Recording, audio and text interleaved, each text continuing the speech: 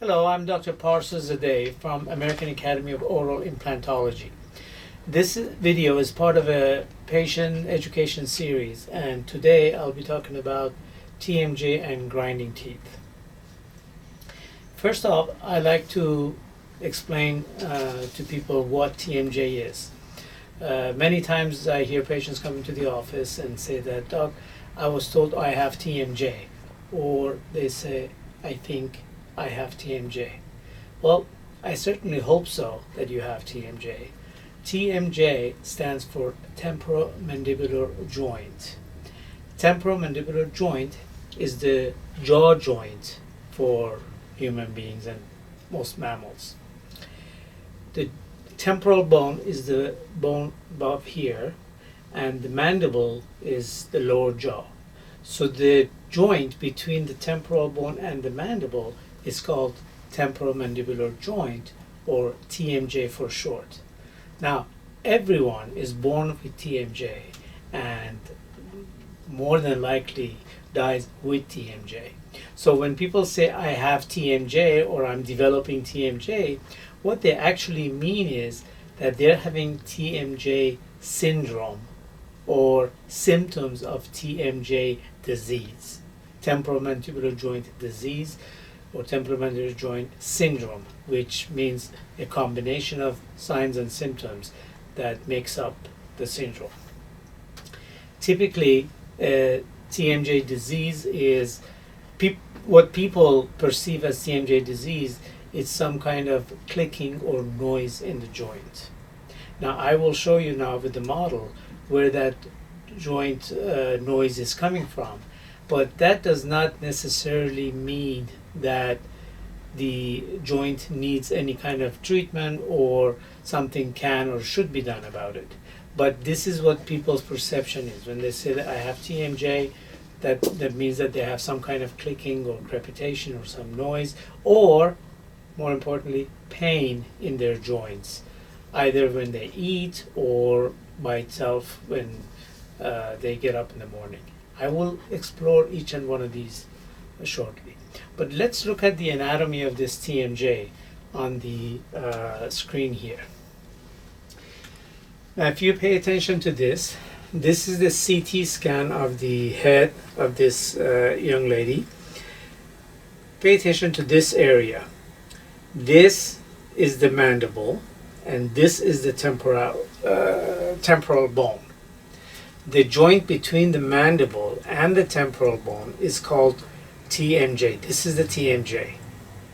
Now, the components of TMJ is one condyle. This is called the condyle, which is connected to the mandible, or the glenoid fossa. This is called the glenoid fossa. This is where the condyle fits into. Now, in this young lady, this is a little dislocated. The proper position for this condyle is in the fossa here. I will show you in a subsequent scan as to where this is supposed to be. Now, in this young lady, if you notice, the teeth are apart a little bit, so she's beginning to open her mouth. When you start opening the mouth, this condyle here, which is usually here, starts to rotate and then move forward. See, this is now halfway forward. This condyle from here has rotated and is moving forward, and that's why the mouth is partially open. If you look at this picture, you can see this condyle is at this level of the fossa. Typically, we want to see this when the teeth are together. You'll see this inside the fossa here. Now, I will explain what is the significance of this moving forward when I'm talking about the clicking in the joint. So, in normal situations, as you can see in this picture, the condyle of the lower jaw is seated within the fossa, within this what we call glenoid fossa of the temporal bone here. As the mouth opens, first the jaw rotates around this, and then it starts to move forward. Now, if you pay attention to the condyle and the fossa, you will see that this bone is not touching this bone. And this is how it should be. Why? Because if bone touches bone, it causes a very, very unpleasant condition called crepitation.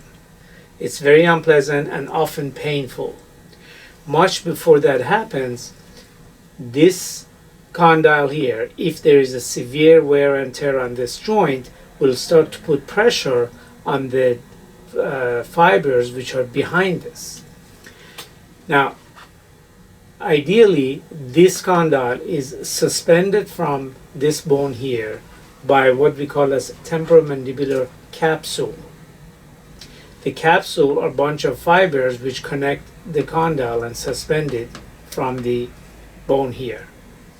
Inside the capsule, it is what we call a disc, an articular disc, very similar to the discs that are there in our knees and other joints, act as a slippery surface that the condyle can slip over as it's turning and rotating. This particular joint has a very special disc anatomy in that the disc moves with the condyle as the jaw opens and this condyle moves forward. So this joint is complex in a way that it can rotate within the place and use the lower slippery portion of that disc to function. In addition to that, it can move forward and the upper surface of the slippery disc will slip over the glenoid fossa. So we have a disc that when you open your mouth a little bit, it allows a rotation of the condyle. And when we open our mouth further, it moves forward with the condyle. This is the normal anatomy, normal physiology of movement of the TMJ. Now let's see what happens when people have clicking in their joint, or people who think they have TMJ. So most commonly, people who come to the office and say, oh, I have TMJ, means they get some clicking noise here. Let's see where that clicking noise comes from.